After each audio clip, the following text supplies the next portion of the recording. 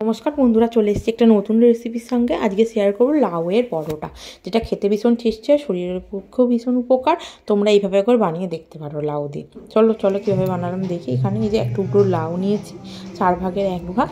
যেহেতু আমাদের অল্প করবো, সেই যেরকম অনুযায়ী করবে সেরকম অনুযায়ী লাউটা নেবে। খোলাটা ছাড়িয়ে লাউটা আমি গ্রেট করে নিচ্ছি। এই যে এইভাবে গ্রেট করে নিয়েছি, আর হাতের সাহায্যে একটু দলে নেবো যাতে লাউয়ের জলটা বেরিয়ে যায়।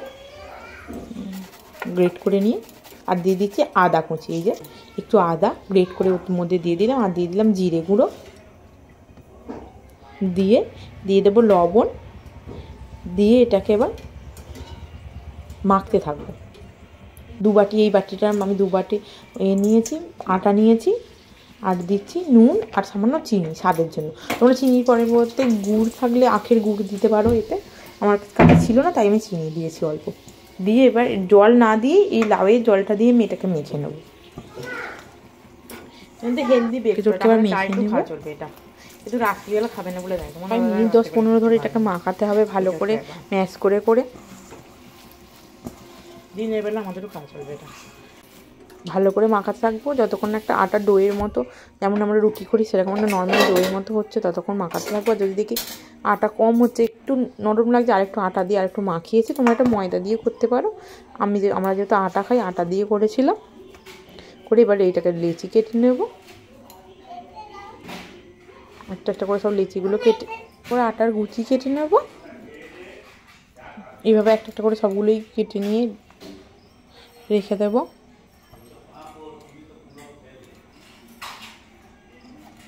প্রায় 10 মিনিট আমি রেস্টে রেখেছিলাম। এই তো 10টার মতো লেচি হয়েছে আমার। এই যে এবার বেলে নেব। তোমরা যেমন চাও যে সেরকম অনুযায়ী একটু আটা বা ময়দা ছড়িয়ে বেলে নেবে। আমি এটা 4 চৌকো শেপ দিয়েছিলাম। এইভাবে ত্রিকোণ আকৃতি করে বা গোল করেও তোমরা করতে পারো। সবাই বলে দেখে। তাহলে এবার এটাকে বেলে নিই। ওদের সৌরভদের গ্রুপ প্ল্যানিং করে মামা করেছে ঘরটা, ওদেরটা খুব ভালো হয়েছে। আমাদের মতোই ডিজাইন করেছে।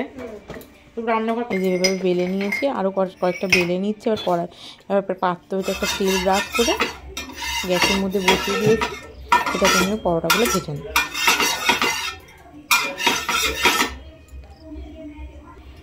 যে প্রথমে একটা দিয়ে দিচ্ছি,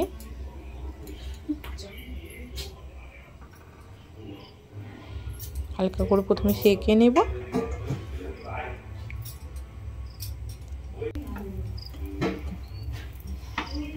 চেপে নেব যাতে ভিতরে লাউটা আছে, যাতে ভিতরে লাউটা পুরোপুরি ক্রিস্পি হয়ে ভালো করে সঙ্গে মেল্ট হয়ে যায়। সেই জন্য এবার হালকা হালকা তেল ব্রাশ করবো, করে এটাকে চেপে ভেজে নেব।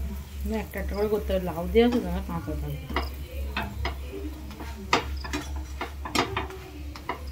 যে আমার লাউয়ের বড়টা একটা ভাজা হয়ে গেছে, এটা নামিয়ে নেব। আর একটা ওইভাবে ভেজে নেব। এটা ত্রিকোণ আকৃতি করেছি, তোমরা তোমাদের পছন্দ অনুযায়ী শেপ দিয়ে পরোটা বানাবে। উল্টে পাল্টে এটাকে ভেজে নেবে। এভাবে তোমরা বাড়িতে বানাও। তোমরা যে কোনো আলুর দম বা যে কোনো তরকারির সঙ্গে এটা খেতে পারো। খেতে ভীষণই টেস্ট হয়, শরীরের পক্ষেও ভীষণ উপকারী। আর বানিয়ে কেমন হলো আমাকে প্লিজ কমেন্ট করে জানিও। ভালো লাগলে লাইক শেয়ার করো। আজকের মতো টাটা, সবাই ভালো থেকে সুস্থ থেকো।